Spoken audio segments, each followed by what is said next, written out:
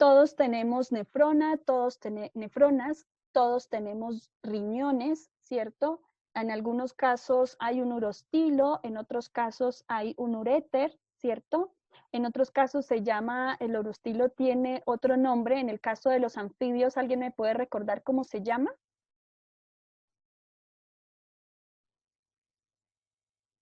¿Los conductos de quién? Malpighi. No. Estamos hablando de los vertebrados, que tenemos nefronas y tenemos riñones, ¿cierto? Y ya sabemos que el riñón tiene un conducto que permite el paso de la orina hacia la vejiga, aunque no todos los vertebrados tienen vejiga, ¿cierto? En el caso, por ejemplo, de los anfibios, ellos tienen un conducto, ¿cierto? Nosotros hablábamos del conducto de Wolf, ¿cierto? Bien.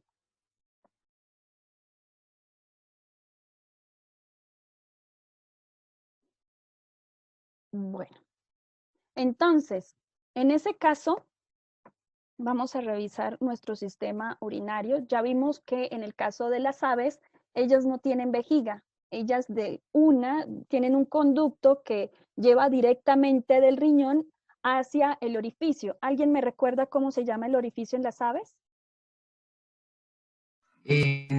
Cloaca. La cloaca. Muy bien.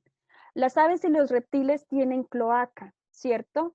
En el caso de ellos, la cloaca tiene dos funciones, ¿cierto? Una relacionada con nuestro sistema excretor y la otra relacionada con ¿qué sistema?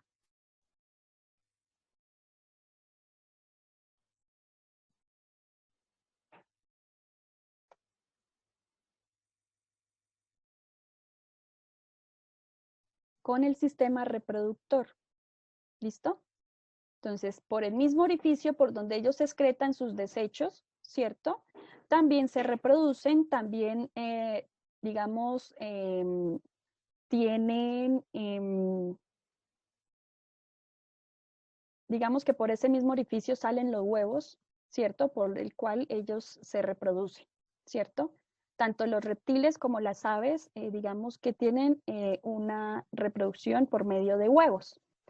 Entonces, este de aquí es nuestro riñón, ¿cierto? Nosotros habíamos visto como tal la nefrona, pero no teníamos claro en sí cuál era ese órgano o cómo venía dispuesto ese órgano completamente. La nefrona tiene, digamos, que una arteria y una vena, ¿cierto? Tiene arterias renales y vénulas renales, ¿cierto? Que son aferentes y eferentes, que le permiten, digamos, la entrada de la sangre que se va a filtrar, ¿cierto?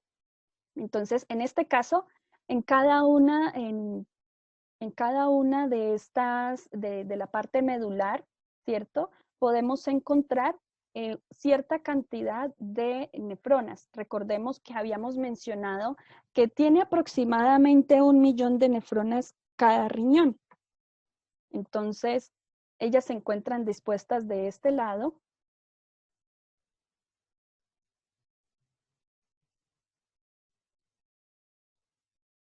A ver si así se ve mejor. Entonces se encuentran dispuestas de este lado en todo lo que es nuestra médula renal y digamos que la pared del riñón, todo esto es la corteza de este riñón. ¿Listo? Nuestro riñón, digamos que cada una de esas nefronas se encuentran conectadas. Nosotros hablábamos de unos conductos urinarios, ¿cierto?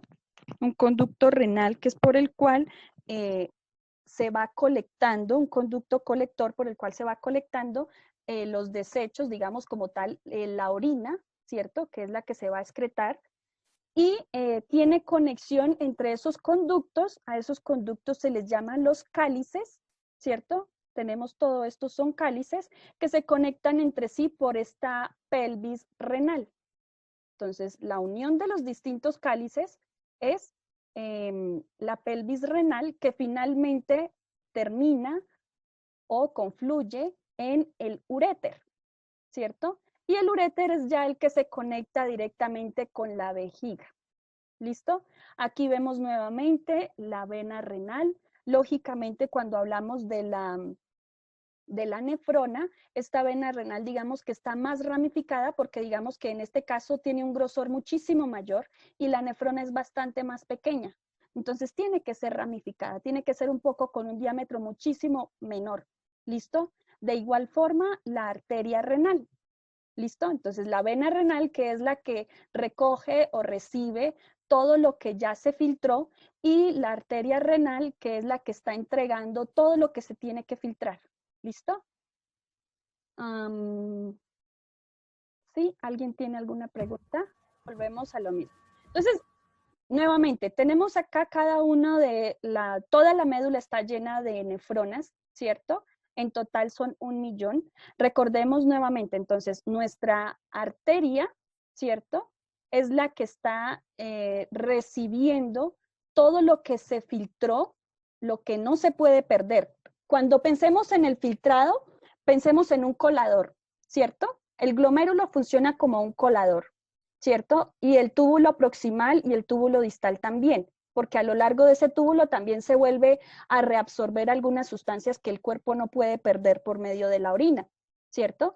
Si no, pasaría lo que dijimos en un principio. Entonces, si no se filtra, digamos que lo que estaríamos perdiendo en la orina serían vitaminas, serían células, glóbulos rojos, glóbulos blancos, plaquetas, plasma, ¿cierto? Que es el componente principal de nuestra sangre. Entonces, volvemos al principio. Cuando nosotros hablábamos del metabolismo de las proteínas, ¿cierto? De 3 biomoléculas. Una eran las proteínas, los otros eran los carbohidratos y los otros eran los lípidos, ¿cierto? Cuando hablamos del metabolismo de las proteínas, ellas se descomponen y finalmente lo que tenemos son desechos nitrogenados. Todo lo que compone o conforma el nitrógeno, ¿cierto? Y nosotros ya sabemos que el hígado está desechando un componente nitrogenado, en este caso él está desechando esa urea, digamos que está transformando el amoníaco en urea, y es lo que nosotros estamos eliminando por medio de nuestro riñón. ¿Cómo hace para que llegue desde el hígado hacia el riñón? Entonces, recordemos que tenemos un sistema circulatorio, ¿verdad? Y por eso nosotros necesitamos que tenga conexión con venas y arterias. El riñón funciona como un colador, el glomérulo, la nefrona funciona como un colador. Entonces, va a filtrar ciertas sustancias. Lo que filtra, lo que retiene, va a ser lo que el cuerpo todavía puede aprovechar. Entonces, ¿qué filtra? Va a filtrar glóbulos rojos, glóbulos blancos, va a filtrar plaquetas, va a filtrar vitaminas, proteínas, de pronto algunas hormonas, y solamente va a permitir que se pierda un poco de agua, porque recuerden que nosotros eliminamos urea disuelta en agua, y también va a permitir que se pierda la urea como tal. ¿Listo? De pronto algunos desechos. Recordemos que nosotros a veces tomamos medicamentos para el dolor de cabeza, tomamos medicamentos para la gripa, tomamos medicamentos para alguna cosa. Y resulta que en el metabolismo todos los medicamentos no se descomponen. Entonces hay una parte de los medicamentos que se eliminan por medio de la orina.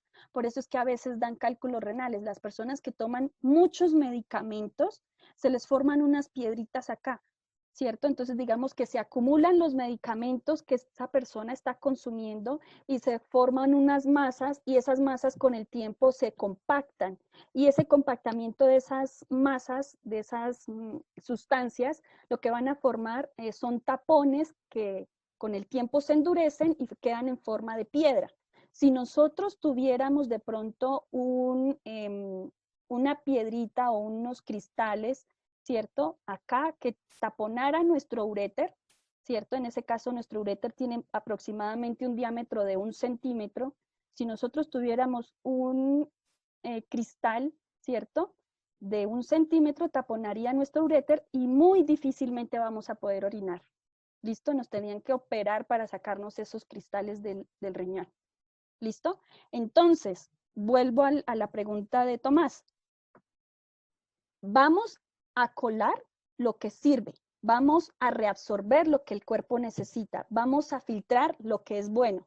¿cierto? Vamos a retener más bien lo que el cuerpo necesita. Necesita glóbulos rojos, necesita glóbulos blancos, necesita las plaquetas, necesita las vitaminas, necesita las hormonas, pero desecha todo lo demás, ¿cierto? Obviamente no va a permitir que pierda mucha agua. El agua que se va fluyendo a través del túbulo colector, yo me voy a la imagen de adelante, a ver si me permite esto. El agua que se pierde en el túbulo colector, digamos que va a depender del agua que yo consumo. Ay, caramba, esto no sirve. Ahora sí. Entonces, nosotros tenemos esta imagen, ¿verdad? Esta es nuestra nefrona. Tenemos nuestro glomérulo, que está en nuestra cápsula de Bowman. Aquí tenemos una arteria aferente. Recordemos que es aferente porque llega, ¿cierto? Esta vendría siendo la eferente, ¿cierto? Porque ella va a recoger más adelante, ¿cierto? Estos capilares peritubulares van a reabsorber lo que el cuerpo necesita, ¿cierto? Entonces, recordemos que en este caso está este túbulo proximal y aquí más adelante nuestro túbulo distal, ¿cierto? Tenemos aquí nuestra asa de Henle. Y en el caso, ¿quién me puede recordar cuál era la función de la asa de Henle? En su mapa conceptual ustedes escribieron qué mamíferos tienen el asa de Henle, dónde se encontraba. En mamíferos que qué.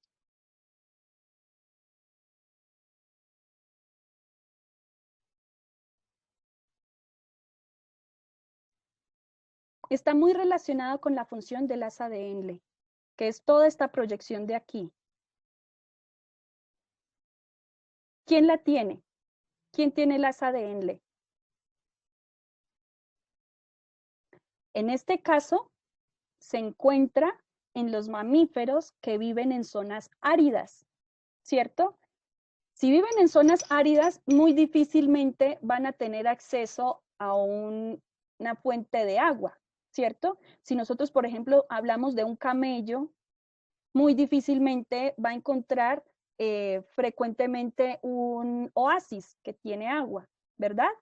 Entonces, como no tiene de dónde tomar este recurso, lo que hace es, por adaptación, esta asa de Henle se encuentra más proyectada, más salida, ¿cierto? Más hacia abajo. Entre mayor proyectada, digamos que mayor función cumple. ¿Y cuál es la función del asa de Henle? Reabsorber el agua. No permitir que el agua se pierda en la orina. Cuando yo reabsorbo agua, yo estoy reteniendo nuevamente de todo lo que se filtró aquí, agua nuevamente, acá. Entonces, a medida que va bajando, se reabsorbe agua. ¿Listo? Entonces, lo que se filtra, digamos, lo que se retiene es lo que el cuerpo necesita y lo que pasa del glomérulo, lo que pasa de todo el túbulo colector, del túbulo proximal, perdón, y del asa de Henle es lo que finalmente se va a desechar.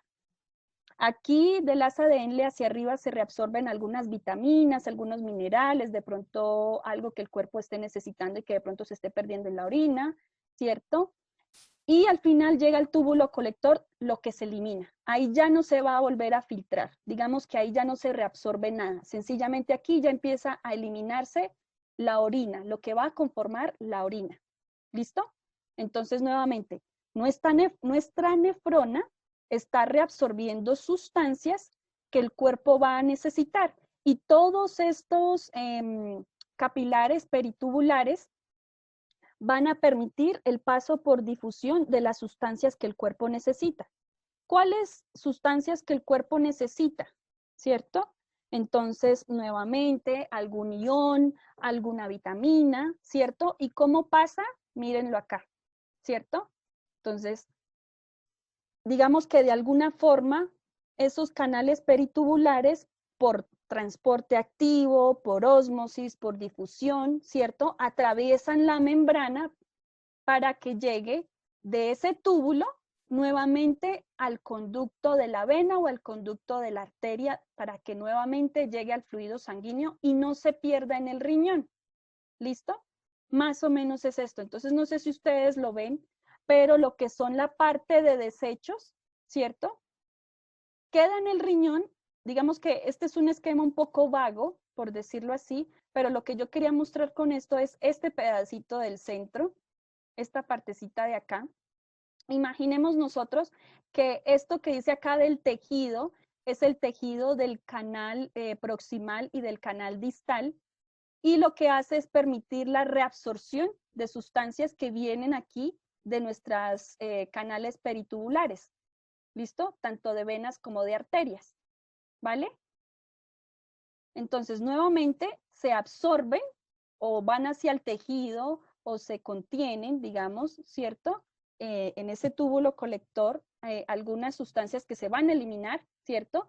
Y pasan a nuestro sistema circulatorio por transporte activo o por transporte pasivo o por ósmosis, las sustancias que, digamos, tienen que seguir en nuestro sistema circulatorio porque se necesitan, no se pueden perder en la orina. Si nosotros estamos perdiendo en la orina glóbulos rojos, glóbulos blancos, algún componente de sangre, algún componente de vitaminas o algunas hormonas de pronto, lo que está pasando ahí es que nosotros estamos, tenemos alguna falla a nivel renal. ¿Listo? Algunas hormonas que se necesitan en el cuerpo sí se van a reabsorber. Hay otras hormonas que sí se pierden, cumplieron su función y digamos que el cuerpo ya no las necesita, entonces se pierden, ¿cierto? Por ejemplo, en el caso de las madres gestantes, cuando están en condición de embarazo, si ustedes se han dado cuenta, las muestras o las pruebas que se hacen para detectar que sí están en embarazo, las pruebas que uno consigue en una droguería, lo que hacen es tomar goticas de orina. Esa gotica de orina, ¿qué es? Lo que hace es identificar la presencia de una hormona. En el caso de la mujer gestante, lo que hace es que en la orina está perdiendo las hormonas que se producen a medida que avanza el proceso de gestación. ¿Listo? No sé si de pronto con eso respondí tu pregunta, Tomás, o te confundí un poquito más. No, profe, ahí está bien. Ok. Entonces, bueno, ya que estamos en este esquema, entonces recordemos nuestro proceso de respiración y nuestro proceso de digestión. Acá nos muestran la vellosidad intestinal. Recordemos que el intestino no es totalmente plano, el intestino tiene unos pliegues, ¿verdad? Digamos que es como cuando yo doblo la ropa, se ven unos pliegues, ¿cierto? E internamente también tiene algunas vellosidades. En este caso, esta vellosidad está quieta, pero recordemos que las vellosidades lo que hacen es permitir el movimiento de lo que se está transformando internamente. Entonces, ese quilo, ese quimo, esa S fecal que se está formando ahí, se está moviendo gracias a las vellosidades que se forman o que se encuentran dentro del intestino. Y nuevamente, pues aquí nos están mostrando el proceso de absorción de los nutrientes, entonces están pasando por transporte activo, transporte pasivo o por ósmosis a nuestro sistema circulatorio, que es el que permite el transporte a través de todo, transporte a todo el cuerpo de nuestros nutrientes para llevarlo a todos nuestros tejidos, ¿cierto? Y finalmente los desechos que van a dar al riñón. De este lado. De otro lado, recuerden también que otro desecho que también se está produciendo acá es nuestro dióxido de carbono, ¿cierto? Cuando nosotros hacemos el metabolismo de las proteínas, el metabolismo de los carbohidratos, el metabolismo de los lípidos, se está produciendo dióxido de carbono que se viene a eliminar aquí por el alveolo pulmonar. Y de este lado nos están mostrando cómo llega o cómo es la entrada de oxígeno. ¿Listo? Que también se transfiere a todo el cuerpo. Entonces nos recuerdan acá que la excreción es un proceso mediante el cual se retiran del organismo los productos que son de desecho resultantes de la actividad celular, que corresponde al metabolismo en este caso. ¿Listo? ¿Alguien tiene alguna pregunta hasta aquí? ¿No? Ok. Bien, yo me voy a devolver un poquito porque yo quería revisar nuevamente las funciones de nuestro riñón. Entonces, pues, inicialmente regula el volumen de agua, ¿cierto? Nosotros con la orina estamos perdiendo agua. Recuerden que hay personas, si de pronto no lo han visto, no lo conocen, hay personas que tienen problema de retención de líquidos, ¿cierto? Son personas que normalmente se les inflama, no es que son, digamos que tienen un volumen corporal mayor. Entonces, en ese caso, digamos que tienen problemas a nivel del riñón porque retienen algunos líquidos o también de pronto de su sistema circulatorio linfático. Recordemos que la linfa también ustedes lo vieron el año pasado, el sistema linfático ayuda a transportar el líquido de todo el cuerpo, el líquido intersticial, que es el líquido que se encuentra entre todas las células, al sistema circulatorio, que finalmente lo va a llevar al riñón para que se pueda eliminar. ¿Listo? Entonces, si tiene algún problema de retención de líquidos, puede tener un problema a nivel de riñón. También elimina las sustancias de desecho. Ya vimos cuáles son. Los desechos que nosotros, de los alimentos que nosotros no podemos digerir. Entonces, por ejemplo, están, bueno, no de los alimentos, sino de los medicamentos más bien. Los medicamentos. Entonces, por ejemplo, a veces se encuentra, si nosotros pudiéramos hacer una prueba, una muestra de orina, podemos identificar una persona que consume acetaminofén o que consume ibuprofeno o que consume aspirinas o aspirinetas, porque en esa muestra de sangre, digamos que salen algunas partículas de desecho de ese tipo de medicamentos, porque el cuerpo, digamos que no lo toma como un alimento y por tanto no lo descompone completamente. ¿Listo? También controla la acidez de la sangre y demás fluidos corporales. Entonces, por ejemplo, en ese caso, esa urea, digamos, que tiene alguna función dentro del cuerpo y lo que hace es que si se retiene, está cambiando el pH de la sangre. ¿Listo? Igual que el dióxido de carbono. Cuando nosotros hablábamos de la respiración, mencionábamos que en el momento que se expulsa el dióxido de carbono, estamos manteniendo nuestro nivel, nuestro pH neutro, para que, digamos, que no haya alguna falla en el funcionamiento del cuerpo. ¿Listo? También mantiene estable la concentración de las sales. Entonces, recordemos nuevamente, hay organismos que tienen glándulas de sal, que eliminan algunas sales, nosotros no las tenemos, así que nuestro riñón tiene que eliminar todo ese tipo de sustancias. Entonces, las personas que consumen cosas muy saladas o que le agregan mucha sal a sus alimentos, el riñón, digamos que tiene que eliminar bastante concentración de sal, ¿cierto? Y también, digamos que es un mal hábito consumir cosas muy saladas, porque con el tiempo nuestro riñón puede tener alguna falla y pues básicamente a ese tipo de personas les prohíben de forma definitiva consumir sal. ¿Listo? También regular la presión arterial. Recordemos que esas arterias, esas venas, ¿cierto? Están llevando sustancias que se deben eliminar a nuestro riñón para que se eliminen. Si no se hiciera de esa forma, nuestra arteria estaría llena todo el tiempo de esa concentración de sustancias y se genera una mayor presión. ¿Listo? Entonces, al hacerlo, digamos que libera de esa presión arterial a nuestras arterias y a las paredes de nuestras arterias. Y como último, producir algunas hormonas. Entonces nosotros no lo vemos aquí no nos lo están mostrando, pero nuestro riñón tiene una glándula sobre su superficie, acá, en la parte de arriba. Esa glándula se llama glándula suprarrenal y produce algunas hormonas que el cuerpo necesita, pero en este caso, En la imagen de la izquierda sí se ve un poquito. en la imagen de la izquierda. Ay, sí, sí, sí, aquí. Muy bien, gracias, Javier. Entonces, aquí se ve algo amarillito pequeñito, ¿cierto? De este lado también se ve un poquito.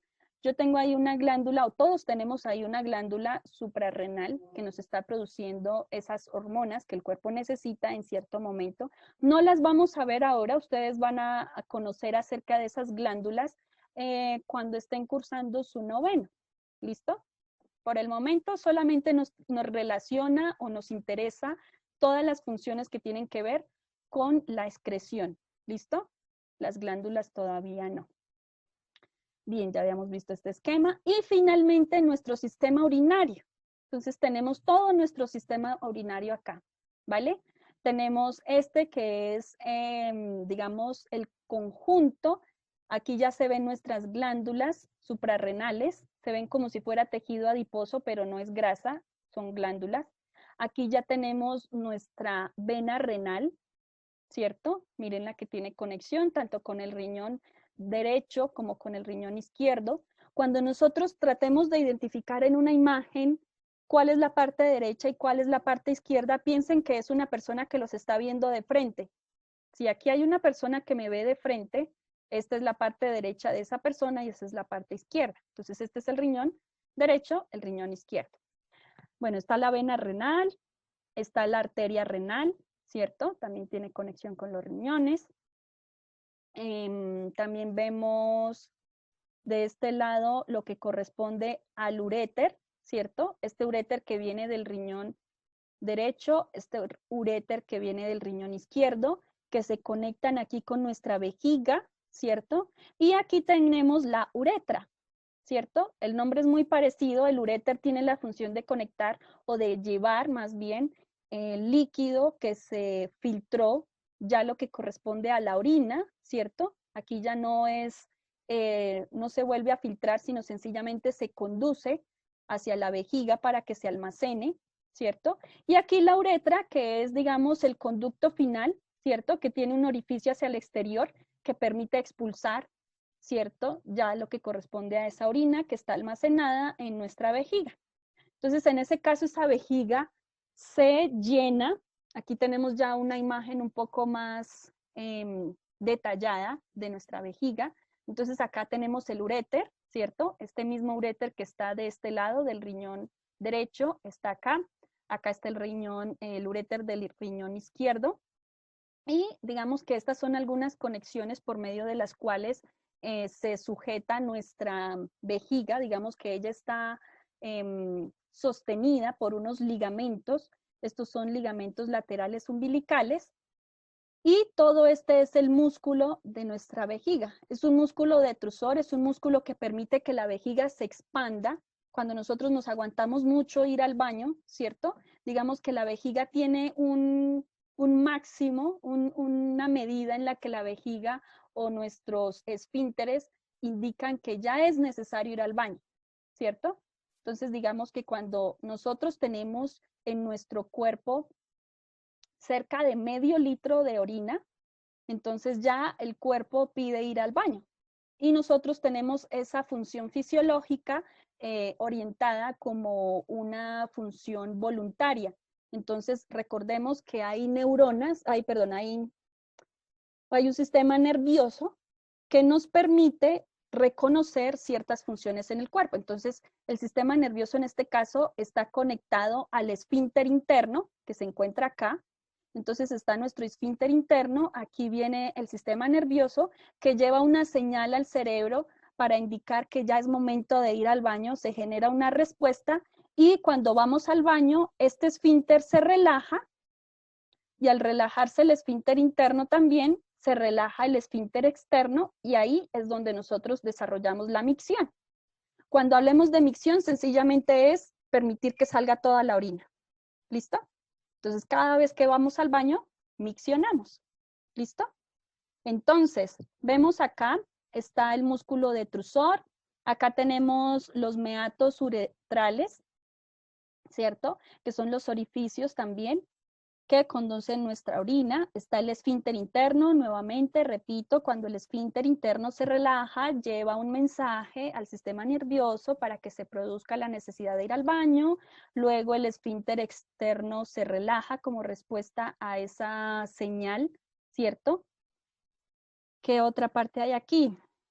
Si nosotros vemos esta imagen en relación a la vejiga y vemos esta imagen en relación también a la vejiga, la que está del lado izquierdo, ¿a qué género pertenece? ¿A una mujer o a un hombre? En relación a la vejiga. Yo creo que un hombre. ¿Por qué a un hombre?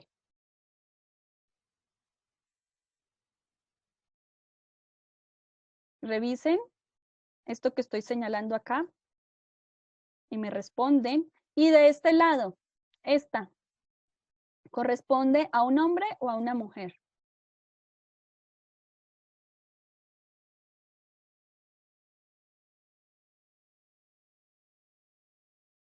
Aquí hay una estructura especial que me pueden decir. Profe, qué pena. Si no estoy mal, la primera es la del hombre y la segunda es la de la mujer.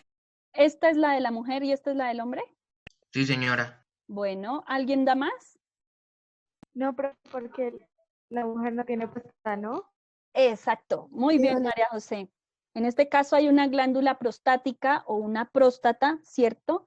En este caso, por eso cuando hablamos de que las personas, o los hombres más bien específicamente, cuando tienen alguna inflamación a nivel de la próstata, tienen problemas a nivel urinario. ¿Por qué? Porque cuando la próstata se inflama, genera una presión sobre esta que es la uretra, y pues si genera presión, difícilmente va a poder salir orina por aquí. Y si sale orina, sale muy poquita. Entonces, normalmente son personas que orinan de a poquitos, de a chorritos, o que están orinando a lo largo del día. ¿Listo? Entonces, esta es la glándula prostática y vean ustedes que esta uretra es bastante larga, tiene una proyección mayor, aunque si nosotros viéramos el órgano completamente hasta donde termina esta uretra, recuerden que el hombre tiene un órgano copulador, ¿cierto? Entonces, tiene que ser más larga, tiene que ser de alrededor de unos 25 o 20 centímetros, ¿cierto? Y va creciendo a medida que la persona crece también. En el caso de las mujeres, digamos que esta uretra solamente llega a medir de 4 a 5 centímetros, no mide más. ¿Listo? Porque nosotros no tenemos un órgano copulador. Bien. Nuevamente, entonces tenemos acá nuestra nefrona, ¿cierto? Volvemos a los túbulos peritubulares, los capilares peritubulares, perdón, el túbulo proximal, el túbulo distal, ¿cierto? Aquí ya está nuestra asa de Henle, que ya sabemos que la tienen los mamíferos que se encuentran en sitios áridos con poca recurso hídrico, el túbulo colector, nuestra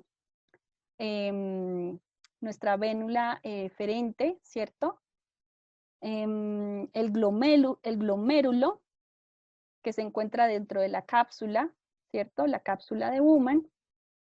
Y ya con esto es todo nuestro sistema excretor, nuestro sistema urinario específicamente, porque nosotros tenemos varios órganos excretores. Entonces, el proceso de producción de orina tiene 3 pasos. El primero es la filtración glomerular. Entonces, si nosotros recordamos, nuestro glomérulo se encuentra dentro de la cápsula de Bowman.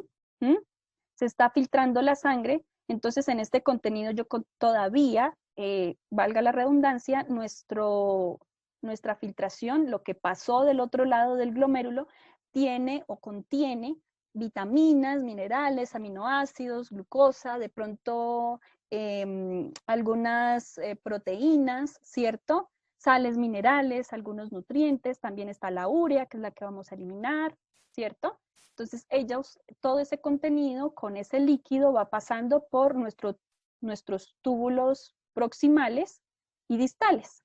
A lo largo de esos túbulos se reabsorben nuevamente algunas sustancias. A partir de la reabsorción o el rescate de esas sustancias que el cuerpo todavía necesita, digamos que aquí se habla de una reabsorción tubular, ¿cierto? Entonces, cuando se reabsorben o se rescatan esos nutrientes, si ustedes se dan cuenta, aquí hay algo en espiral que enrolla y tiene una conexión directa con nuestro túbulo. ¿Alguien me recuerda a qué hace referencia esto de acá?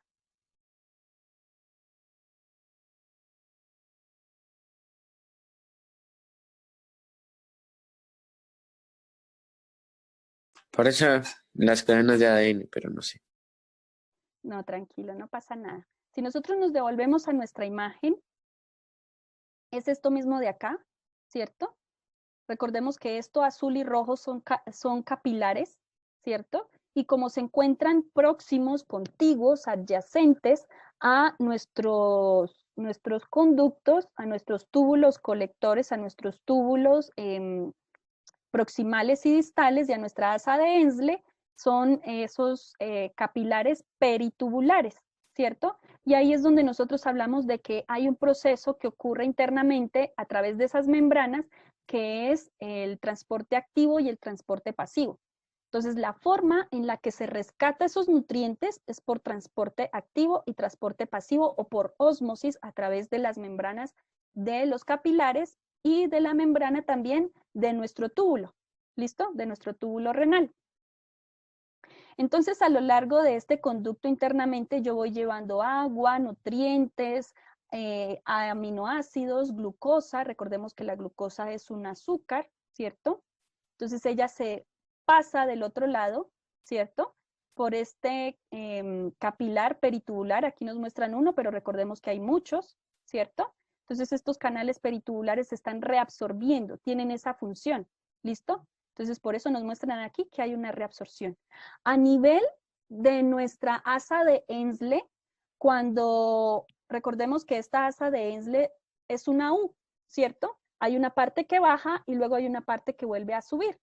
La parte del asa de Henle, que es descendente o que baja, lo que hace es reabsorber agua. Recordemos que nosotros perdemos agua, pero no perdemos mucha. No podemos perder mucha agua porque recordemos que los mamíferos estamos adaptados, ¿cierto? A que no estamos inmersos dentro de un medio acuático. Y nosotros estamos en esa desventaja de que perdemos mucha agua. Entonces, como perdemos mucha agua, tenemos que rescatar de todas las formas posibles que se pueda. Y a pesar de que nuestra orina es líquida, ¿cierto? Nosotros perdemos agua con urea, tratamos de no perder toda el agua que se filtra por medio de nuestro glomérulo, porque si no sería un contenido muchísimo mayor, ¿cierto? Eso pasa en la descendencia o en la parte que desciende de nuestra asa de Henle, ¿listo? Y en la parte que sube, nuestra asa de Henle, lo que se rescata, digamos que son iones de fósforo, iones de cloro, iones de sodio, de pronto nuevamente agua, ¿cierto? Una porción de pronto de agua. Aquí a nivel de nuestra, se me había olvidado mencionar, a nivel de nuestra reabsorción inicial en el túbulo proximal, se recuperan lo que son las células del plasma. Entonces, ¿quién me recuerda cuáles son las células que conforman nuestro plasma? ¿Alguien me puede recordar?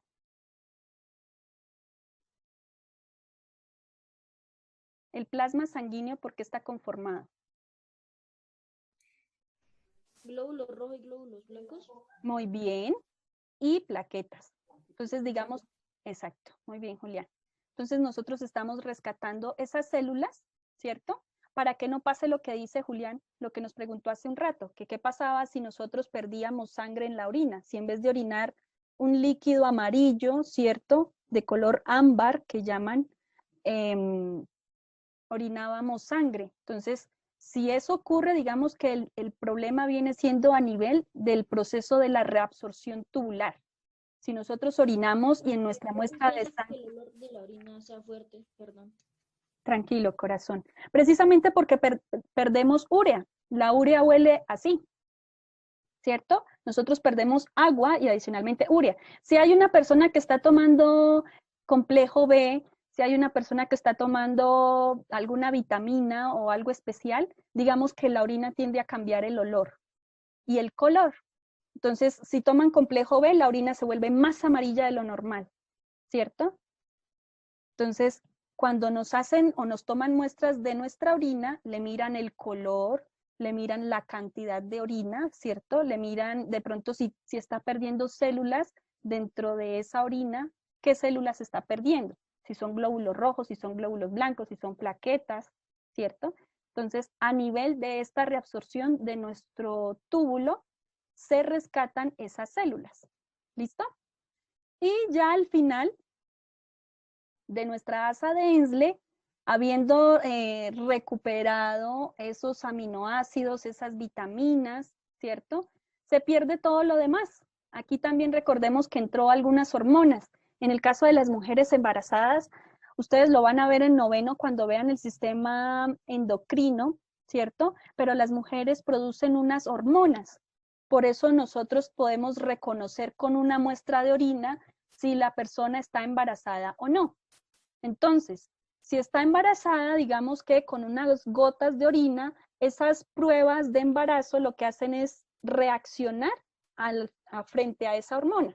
Y por eso toma un color especial indicando la presencia de un bebé o no. ¿Listo? Entonces, en esa orina se pierden hormonas, algunas hormonas que el cuerpo produce, se pierde el agua, nuevamente, vuelvo y lo repito, aunque no toda la cantidad de agua que se está filtrando se pierde, porque alguna parte sí se rescata. ¿Qué más se pierde ahí? La urea, que necesitamos desechar. ¿Listo? Entonces ya aquí este pedacito de acá, luego de hacer la reabsorción de los nutrientes, de rescatar esos nutrientes gracias a nuestros capilares peritubulares, nosotros eliminamos nuestra orina, la depositamos, recordemos que acá viene nuestra pelvis renal, la pelvis renal, vienen los cálices renales y al final viene la uretra. ¿Listo? Entonces viene aquí nuestra uretra. De este lado vienen los uréteres, que son los que llevan el contenido de orina a nuestra vejiga para que se almacene y nuestra uretra al final para que se pueda orinar. ¿Listo? Recordemos nuevamente que nuestro proceso de eliminación de orina se refiere específicamente a la micción. ¿Listo? Entonces, médicamente se conoce como micción y pues nosotros lo llamamos orinar. Entonces, se produce entre 1 y 3 mililitros de orina por minuto. ¿Listo? Entonces, luego de que yo filtro aquí 125 mililitros de contenido de sangre, solamente pierdo aquí 3 mililitros, de 1 a 3 mililitros de orina. ¿Listo? La vejiga puede almacenar en promedio cada 3 horas, o contiene más bien, cada 3 horas, de 2 a 3 horas, un volumen entre 200 y 500 mililitros. ¿Listo? Depende de la persona. Si hablamos de un niño, de un bebecito, si hablamos de un adulto, ¿listo? Digamos que en el caso de un adulto, en ese tiempo de 3 horas, el volumen es un poco superior a estos 500 mililitros. Pueden ser 600 o pueden ser 700. ¿Listo? Porque digamos que en ellos esa respuesta de los esfínteres es un poco más lenta, ¿listo? Entonces ellos no orinan tan seguido, ¿vale? Digamos, si no tiene un problema de riñón, no orina tan seguido. Diferente a un niño. Un niño de 4 o 5 años cada minuto está pidiendo, cada rato está pidiendo permiso para ir al baño.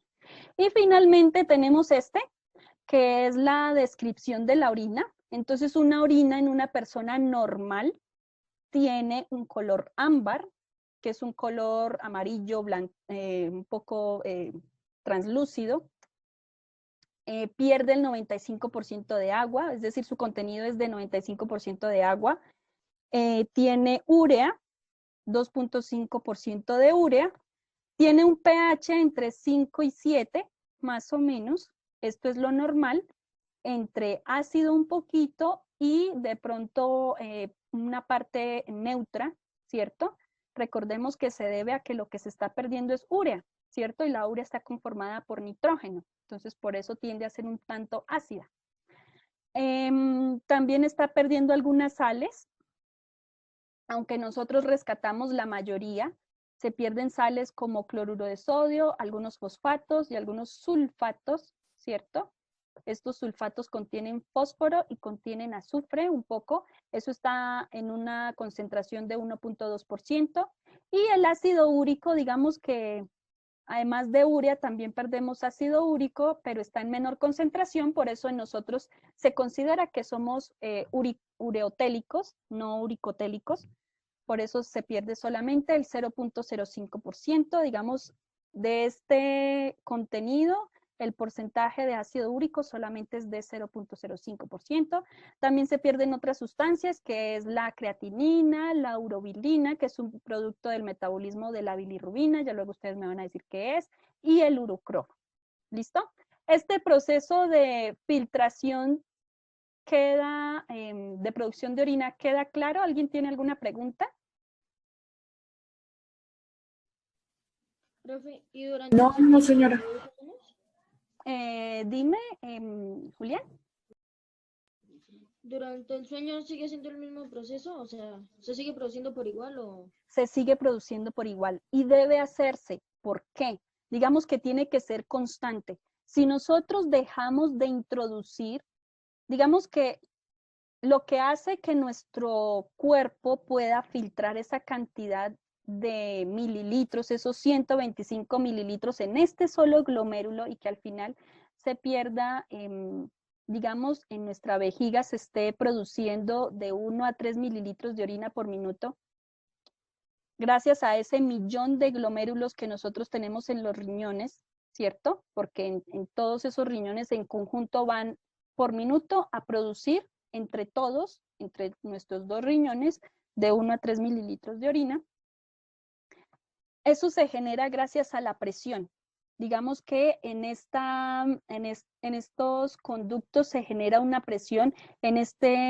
Recordemos que esto era una arteria aferente, ¿cierto? Que es esta que llega aquí. En estas arterias hay una presión, ¿cierto? Esa presión hace que llegue el mismo contenido. Si nosotros le quitamos un poco, si de pronto en este momento está llegando menor cantidad de sangre para ser filtrada, entonces digamos que la velocidad viene siendo menor. Ya no son 125 mililitros por minuto, sino de pronto 100 mililitros por minuto. Le quitamos 25, ¿cierto? Si yo le disminuyo la velocidad a la que estoy filtrando en cada uno de los glomérulos, lo que va a suceder es que si le quito velocidad, muy probablemente lo que se reabsorba a lo largo de nuestro túbulo proximal y de nuestro túbulo distal sean los desechos. Entonces, yo estoy filtrando y reabsorbiendo lo que tengo que eliminar. Entonces, nuestro sistema deja de ser eficiente. Eso pasa si le quito velocidad. Ahora, si yo le aumento la velocidad, si ya no son los 125 mililitros, sino, por ejemplo, yo le pongo 200, si ya son 200 mililitros de sangre que se filtran en un solo minuto, por cada nefrona, en cada glomérulo y en cada túbulo colector, en cada túbulo proximal y distal, lo que va a pasar es que al final vamos a orinar lo que nos dice Julián, vamos a orinar sangre, porque todo pasó rapidísimo, pasó de largo y no le dio tiempo al túbulo proximal y al túbulo distal para que filtrara y reabsorbiera lo que el cuerpo necesita, lo que tiene que devolverse nuevamente por esta vena aferente, ¿cierto? Porque veamos que aquí todos estos canales, estos capilares peritubulares se están reabsorbiendo y todo lo envía nuevamente a esta que es nuestra vena, ¿cierto? Entonces, si pasa muy rápido, no le va a dar tiempo de que se reabsorba. Si pasa muy lento, entonces sencillamente se va a reabsorber lo que se tiene que desechar y sencillamente no vamos a poder regular nuestro pH ni todas las funciones que cumple nuestro riñón acá, ¿cierto? Regular la presión arterial, mantener estable la concentración de sales, eliminar sustancias de desecho, controlar la acidez de la sangre, eso no lo vamos a poder realizar. ¿Listo? Si ocurre muy rápido, sencillamente pasa de largo todo. Pasan glóbulos rojos, glóbulos blancos, plasma, nutrientes, de pronto aminoácidos, ¿cierto? Vitaminas. Y si pasa muy despacio, sencillamente se filtra y luego se va a reabsorber lo mismo que ya se filtró y entonces al final no vamos a orinar o no vamos a perder en la orina lo que se tiene que desechar, lo que es tóxico para el cuerpo. ¿Listo? Estuvo muy bien esa pregunta, Julián. ¿Alguien tiene alguna pregunta adicional? Profe, ¿qué pasa cuando en vez del color ámbar es transparente? Muy probablemente no se esté perdiendo la cantidad de urea, muy probablemente no esté 2.5% de urea. ¿Listo? Muy probablemente, o es bueno que sea de un color translúcido, porque así es, ¿cierto? Digamos que este ámbar, la definición de ámbar es como un amarillo translúcido. Todos hemos visto el color de nuestra orina, ¿cierto? Y ya sabemos nosotros que en la mañana la primera orina es la más oscura. ¿Alguien me puede decir por qué la orina de la mañana es más oscura? Porque tal vez no se haya procesado bien. Que está Por Porque dura más lo tiempo. de la noche. Por la noche, porque dura mucho tiempo. Nosotros estamos durmiendo 8 horas. Esas 8 horas el cuerpo no orinó. Entonces, esas 8 horas, nuestro riñón no dejó de producir orina. Él sigue filtrando sangre. El glomérulo sigue filtrando sangre. Porque entonces va a pasar lo que vimos ahora. Si le baja la velocidad, si le aumento la velocidad, ¿cierto? Entonces, en este caso, esa primera orina está más concentrada y tiene un color más turbio, un poco más amarillo, menos ámbar, como dicen acá, precisamente porque estuvimos 8 horas sin ir al baño. En esas 8 horas básicamente hubiéramos podido orinar al menos unas 3 veces y no lo hicimos, ¿cierto? No nos da tanto la sensación de ir al baño porque recordemos que uno trata de no tomar mucha agua en la noche para no orinar tanto. O los bebecitos, normalmente los niños que están aprendiendo a orinar, la cena de ellos es en una hora un poco más temprana. Ellos cenan más o menos hacia las 5 de la tarde o hacia las 6:30 para no orinarse en la noche, ¿cierto? O la mayoría lo que hacen es en el momento que van a dormir, a pesar de que ya casi tienen 2 años, les ponen pañal. ¿Listo? Entonces, básicamente es por eso.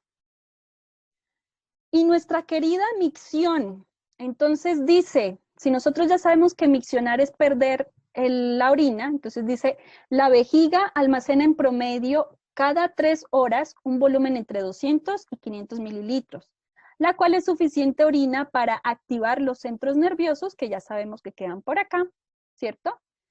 Que desencadenan la micción.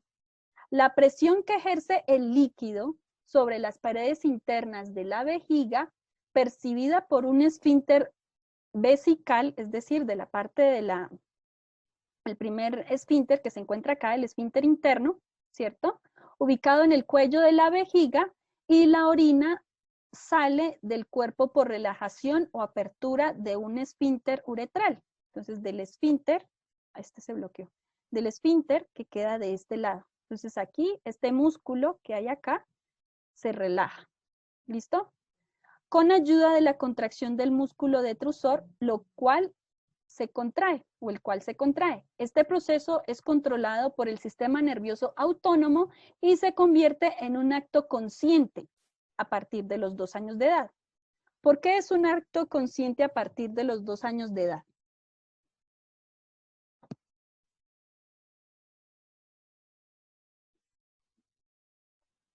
Porque han madurado los... Porque ya pueden controlar, ya tienen como más fuerza. Exacto, ya puede controlar los esfínteres. Entonces es un acto consciente. Yo decido en qué momento voy al baño. En este momento puede que yo lleve toda la mañana aquí sentada frente al computador y mi vejiga esté a punto de explotar, ¿cierto?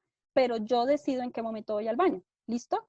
Ahora, yo no puedo aguantar tanto tiempo porque también hay enfermedades que se generan a partir de la retención de la orina y nosotros lo vamos a ver más adelante. Hay muchas enfermedades que nosotros tenemos y que se pueden desarrollar precisamente por esa acción, evitar ir al baño. Entonces hay personas a las que les da cistitis, ¿listo? Entonces, que es un ardor que se genera en la parte de la uretra ya, ¿cierto? La salida de nuestra orina, ¿cierto?